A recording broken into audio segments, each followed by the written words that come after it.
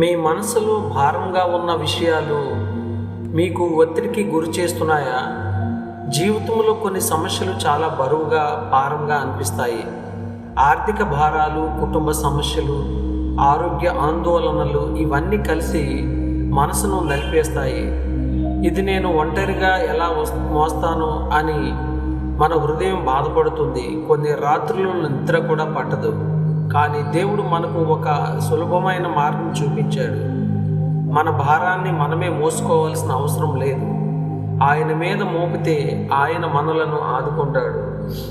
మనతో ఎల్లప్పుడూ ఉండే యేసుక్రీస్తు మన భారాన్ని తేలిక చేస్తాడు. మనము ఆయనను నమ్మితే ఆయన మనలను స్థిరంగా నిలబెడతాడు. మన జీవితం కదలకుండా కాపాడుతాడు. కీర్తనల గ్రంథం 55వ అధ్యాయం 22వ వచనం ఇలా చెబుతుంది: నీ భారము యెహోవా మీద మోపము, ఆయనే నిన్ను ఆదుకొనును. నీతిమంతులున్న ఆయన ఎన్నడూ కదలనీయుడు. ఆమేన్. చిన్న ప్రార్థన. ప్రభువా, మా జీవితంలోని అన్ని భారాలను మీ చేతుల్లో ఉంచుతున్నాం. మా ఒత్తిడిని మీరు తీసివేసి శాంతిని ఇవ్వండి.